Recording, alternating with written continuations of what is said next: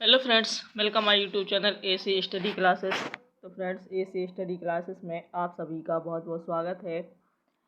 आज इस क्लास में आपको भारत का भूगोल के मोस्ट इम्पोर्टेंट क्वेश्चन पढ़ने के लिए मिलेंगे। तो सबसे पहले तो अगर आप हमारे चैनल पर नए हैं तो चैनल को सब्सक्राइब कर लीजिए, और वीडियो के अंत में अगर आपको ये वीडियो यूजफुल लगे तो एक लाइक ज़रूर कर देना।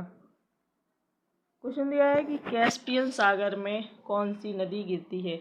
तो फ्रेंड्स, ये सारे क्वेश्चन वन लाइनर हैं, आपके एग्ज़ाम के लिए बहुत ही यूजफुल होने वाला है ये वीडियो। तो कैस्पियन सागर में कौन सी नदी गिरती है, तो ये वोल्गा नदी गिरती है। कौन सी नदी? वोल्गा नदी। जो वोल्गा नदी है ये कहाँ गिरती है? कैस्पियन सागर में। दक्षिणी अमेरिका की सबसे बड़ी नदी कौन सी है? तो दक्षिणी अमेरिका की जो सबसे बड़ी नदी है वो है अमेजन नदी। हैम्बर्ग ये किस नदी के मुहाने पर स्थित है? तो ये एल्ब नदी के मुहाने पर स्थित है। हैम्बर्ग किस नदी के मुहाने पर स्थित है? एल्ब नदी के। अगला क्वेश्चन है कि रोम यानी इटली ये नगर किस नदी के किनारे बसा हुआ है? तो ये टाइबर नदी के किनारे बसा हुआ है। बुडापेस्ट जो शहर है ये किस नदी के किनारे स्थित है? तो ये डैन्यूब नदी के किनारे स्थित है। बुडापेस्ट शहर किस नदी के किनारे स्थित है? डैन्यूब नदी के किनारे। अगला क्वेश्चन है कि प्रवाल भित्तियों की उत्पत्ति से संबंधित भू अवतरण सिद्धांत का प्रतिपादन किसने किया है? तो प्रवाल भित्तियों की उत्पत्ति से संबंधित भू अवतरण सिद्धांत का जो प्रतिपादन है ये डार्विन ने किया। किसने किया? डार्विन ने। अगला क्वेश्चन है कि कौन सा सागर प्रवाल की उत्पत्ति के लिए उपयुक्त होता है? कौन सा सागर है जो प्रवाल की उत्पत्ति के लिए उपयुक्त होता है? तो ये है उष्णकटिबंधीय महासागर।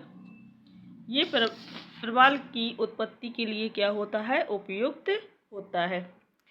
अगला क्वेश्चन है कि महासागरीय जल की कितनी सबसे अधिक लवणता पाई जाती है?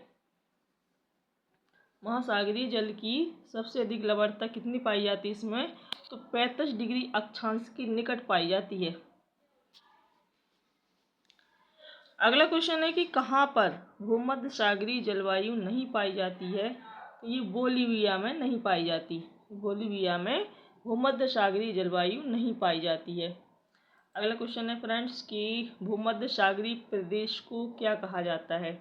तो भूमध्य सागरीय प्रदेश को उद्यमशील प्रदेश कहा जाता है। क्या कहा जाता? उद्यमशील प्रदेश। अगला क्वेश्चन है कि दक्षिण पूर्वी एशिया के अधिकांश देश किस प्राकृतिक प्रदेश के अंतर्गत आते हैं? दक्षिण पूर्वी एशिया के जो अधिकांश देश हैं ये मानसूनी प्रदेश के अंतर्गत आते हैं। किसके? मानसूनी प्रदेश के। अगला क्वेश्चन है कि किस प्राकृतिक प्रदेश में सबसे अधिक दैनिक तापमान पाया जाता है?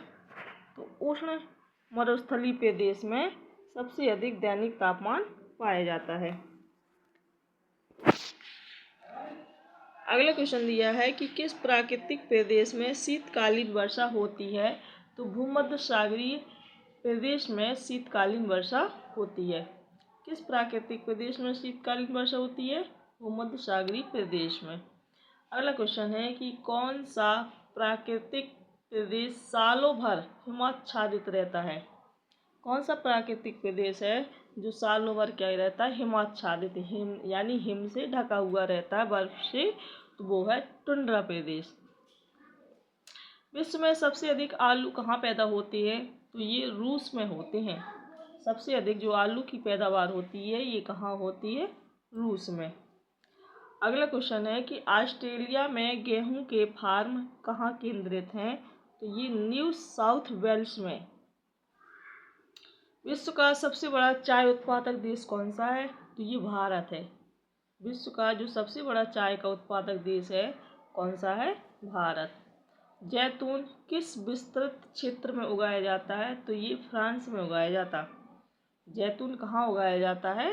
फ्रांस में। अगला क्वेश्चन है कि विश्व की सबसे बड़ा लौंग उत्पादक देश कौन सा है विश्व में? तो ये जंजीबार। जो जंजीबार है ये विश्व में सबसे बड़ा लौंग उत्पादक देश है। वसंतकालीन गेहूं की खेती कहाँ की जाती है? तो ये रूस और कनाडा में। वसंतकालीन गेहूं की जो खेती है ये रूस और कनाडा में की जाती है। अगला क्वेश्चन है कि बागानी कृषि की प्रमुख विशेषता क्या है? जो बागानी कृषि की प्रमुख विशेषता है वह एक फसली उत्पादन। अगला क्वेश्चन दिया है कि लद्दाख चलवासी कृषि ये किस देश से संबंधित है? जो लद्दाख चलवासी कृषि है ये मलेशिया देश से संबंधित है। किससे? मलेशिया से। विश्व में निकिल का सबसे बड़ा निर्यातक देश कौन सा है? तो ये है कनाडा। जो निकिल का सबसे बड़ा निर्यातक देश है वो है कनाडा देश।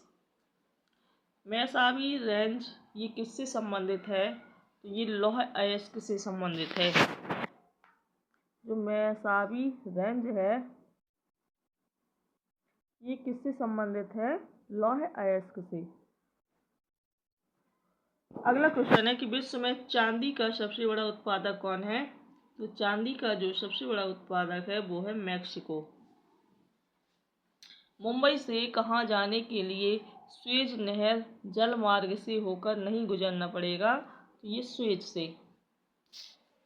अगला क्वेश्चन है कि महाद्वीपों के कुल क्षेत्रफल का कितना प्रतिशत भाग अधिवास योग्य यानी एक्यूमीन है? तो वो है 55% से 60% तक। 55% से 60%। ये जो इतना भाग है ये क्या है? अधिवास योग्य है। इसी को क्या कहते हैं? एक्यूमीन। विश्व में जनसंख्या का सबसे अधिक भार कहाँ पाया जाता है? तो ये एशिया में पाया जाता है।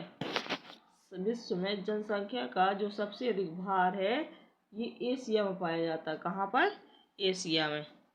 अगला क्वेश्चन है कि एक अनुमान के अनुसार विश्व की 70% आबादी किस वर्ष तक नगरों में सिमट जाएगी?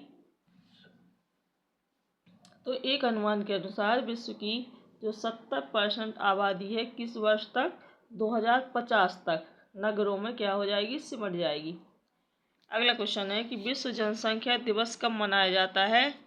जो विश्व जनसंख्या दिवस है ये 11 जुलाई को मनाया जाता है प्रत्येक वर्ष। कब? 11 जुलाई को। एशिया में मातृ मृत्यु दर किस देश में उच्चतम है? तो ये है बांग्लादेश में। जो मातृ मृत्यु दर है ये किस देश में उच्चतम है? बांग्लादेश में। अगला क्वेश्चन है कि न्यूनतम जनसंख्या घनत्व वाला महाद्वीप कौन सा है? जो न्यूनतम जनसंख्या घनत्व वाला महाद्वीप है वो है ऑस्ट्रेलिया। कौन सा? ऑस्ट्रेलिया। 2025 ईस्वी में विश्व की अनुमानित जनसंख्या क्या होगी? तो ये होगी 8 अरब। 2025 में विश्व की जो अनुमानित जनसंख्या है ये क्या होगी? 8 अरब हो जाएगी। अगला क्वेश्चन है कि विश्व के किस महाद्वीप में आदिम जातियों की सबसे अधिक जनसंख्या पाई जाती है? तो विश्व के किस महाद्वीप में आदिम जातियों की सबसे अधिक जनसंख्या पाई जाती है? तो ये अफ्रीका महाद्वीप में। अगला क्वेश्चन है किस जनजाति के लोग सर्वभक्षी की श्रेणी में आते हैं? तो ये बुशमैन जनजाति के लोग किस में आते हैं? सर्वभक्षी की श्रेणी में आते हैं। न्यूजीलैंड के निवासियों को किस नाम से जाना जाता है? तो ये किवीज के नाम से जाना जाता है। न्यूजीलैंड के निवासियों को किवीज के नाम से जाना जाता है। अगला क्वेश्चन है कि मलेशिया का प्राचीन नाम क्या है? मलेशिया का जो प्राचीन नाम है वो है मलाया। क्या है? मलाया। किस देश का प्राचीन नाम पर्शिया है? तो ईरान देश का जो प्राचीन नाम है वो क्या है? पर्शिया। अगला क्वेश्चन है कि जाम्बिया का प्राचीन नाम क्या है? तो ये उत्तरी रोडेशिया। जाम्बिया का जो प्राचीन नाम है वो क्या है? उत्तरी रोडेशिया। अगला क्वेश्चन है कि सेकंड न्यूफाउंडलैंड के नाम से कौन सा देश प्रसिद्ध है? तो वो है जापान। सेकंड न्यूफाउंडलैंड के नाम से कौन सा देश प्रसिद्ध है? तो ये जापान प्रसिद्ध है। किस देश को वनों का देश कहा जाता है? तो कांगो प्रजातांत्रिक गणतंत्र को वनों का देश कहा जाता है। स्वर्णिम पैगोडा का देश के नाम से कौन सा देश जाना जाता है? तो ये म्यांमार जाना जाता है स्वर्णिम पैगोडा का देश के नाम से। 1000 झीलों की भूमि के नाम से कौन प्रसिद्ध है? ये फिनलैंड है। 1000 झीलों की भूमि के नाम से किसको जाना जाता है? फिनलैंड को। अगला क्वेश्चन है कि श्वेत पेरेल गणतंत्र के नाम से कौन सा देश जाना जाता है? तो ये है बेलारूस। जो बेलारूस है ये श्वेत पेरेल गणतंत्र के नाम से जाना जाता है। अगला क्वेश्चन है कि मलेशिया की सिलिकॉन घाटी किसे कहा जाता है? तो ये पेनांग को मलेशिया की सिलिकॉन घाटी कहा जाता है। अगला क्वेश्चन है कि ग्रेट व्हाइट वे तथा ब्रॉड वे के नाम से कौन सा नगर जाना जाता है? तो ये है न्यूयॉर्क। जो न्यूयॉर्क है ये ग्रेट व्हाइट वे तथा ब्रॉड वे के नाम से जाना जाता है। क्वेकर सिटी के उपनाम से कौन सा नगर जाना जाता है? तो क्वेकर सिटी के उपनाम से फिलाडेल्फिया को जाना जाता है। अगला क्वेश्चन है कि किसे भारत की सिलिकॉन घाटी कहा जाता है? तो बेंगलुरु को भारत की सिलिकॉन घाटी कहा जाता है। अगला क्वेश्चन है कि स्पेन की मुंबई के नाम से कौन प्रसिद्ध है? तो ये बार्सिलोना। जो बार्सिलोना है ये स्पेन की मुंबई के नाम से प्रसिद्ध है। अगला क्वेश्चन है कि सबसे अधिक जनसंख्या में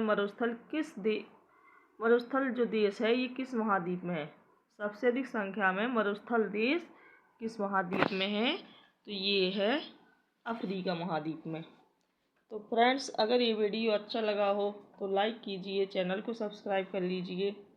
ये सारे क्वेश्चन वन लाइनर है, आपके एग्ज़ाम के लिए बहुत ही यूजफुल हैं। तो प्लीज़ वीडियो पसंद आया हो तो एक लाइक ज़रूर कर देना।